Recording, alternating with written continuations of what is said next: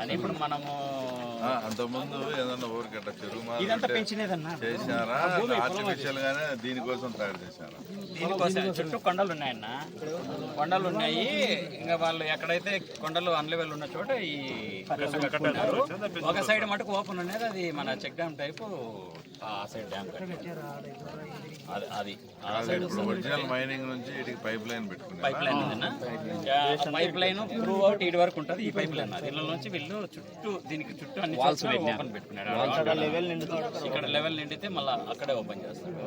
Gate wall height slope maintain చేసుకుంటాడు. ఇప్పుడు ఈ బండి అంతా పైపులు వస్తుంది. ఇప్పుడు ఆ కట్ట కనపడుతుంది కదా మనకి.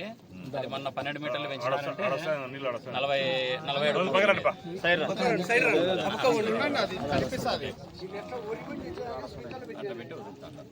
దుమ్ము లేకుండా మామూలుగా 2 అడుగులు నీళ్ళు ఇక్కడ హైట్ ఎక్కువైతే మళ్ళీ అక్కడ పోయి నీళ్ళు లేకుండా ఈ దీంట్లోకి మొత్తం వాటర్ ఉంది కదా, వాటర్ ఒక సైడ్కి వెళ్ళి ఇప్పుడు ఇది 1,000,000 టన్నులు. నా డైలీ 2,500 టన్నులు వస్తుంది.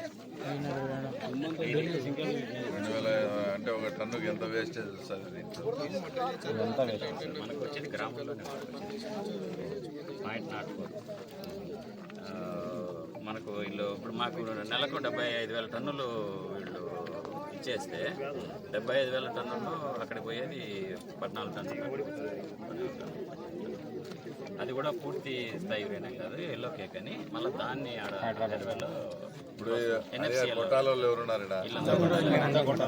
ఇప్పుడు ఇది ఏదన్నా దీన్ని ఒకవేళ ఏం చెప్తారంటే కలెక్టర్లకు వాళ్ళకు పెద్దగా ఒకవేళ ఏదైనా పెద్ద వానలు ఏదైనా వర్షం వచ్చినప్పుడు దీన్ని పెంచకుండా ఇట్లే కనుంటే ఇది ఓవర్ఫ్లో అయిపోయి పైర్ల మీదకి దాటి మీదకి వచ్చే అది పెద్ద ఉపద్రవం అవుతుంది.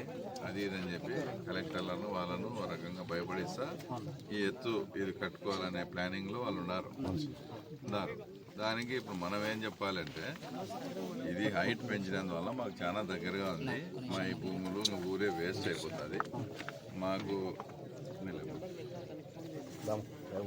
తర్వాత మాకు ఏదైతే మా భూములు మాకు సంబంధించినవి ఈ హైట్ పెంచినందువల్ల కొన్ని మొబ్బచింతలపల్లె గ్రామ భూములు ఉన్నాయి. అవన్నీ గతంలో ఏ రకంగా తీసుకున్నారో ప్రజెంట్ రేటు ప్రకారం అది మీరు తీసుకొని అప్పుడు ఎట్లా ఉద్యోగాలు ఎన్ని ఎకరాలకు ఎట్లా ఉద్యోగం ఇచ్చినారో ఆ ప్రకారం ఉద్యోగం ఇచ్చి ఇదంతా అయినప్పుడు ఇంకా ఆ ఊరు అనేది లేకుండా పోతుంది. కాబట్టి ఊర్లో ముందే మామూలుగా ఉన్నప్పుడే గర్భస్రావాలు, దూడల కోరిక ఏదన్నా నీళ్ళలో పొర్లినా కూడా రేషన్స్ రావడం అవన్నీ జరిగినాయి.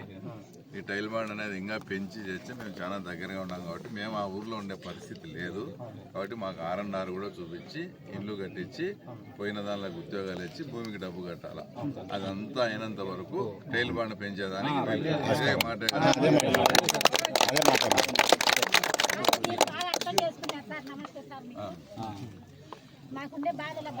సరేలేమ్మా, మనం దీని గురించి ఆల్రెడీ ఇది మొన్న 20 కోట్ల 12 మీటర్లు 40 అడుగులు పెంచినది. దీంట్లో ఎప్పటికీ 2 అడుగులు నీళ్ళు నిల్వ ఉండాలి సార్. ముందు నుంచి కూడా భారతదేశంలో వాస్తవంగా ఏ తెలివిన నా కొడుకు రాజకీయ నాయకులు దీనికి ఒప్పుకోరు. ఏంటంటే అప్పుడు సోనియా గాంధీ ఆడుండి రాజశేఖర రెడ్డి సీఎం ఉన్నాడు కాబట్టి వాళ్ళని ఒత్తిడి తట్టుకోలేక ఈపంగా ఏదంటారు చూడు, పాము తన పిల్లల్ని తింటాదని అట్లా మనల్ని బలి చేసినాడు. ఆయన ముఖ్యమంత్రిగా ఉన్నాడు, ఆయన చెప్తే ఎదురు చెప్పలేక చేసిన పనే.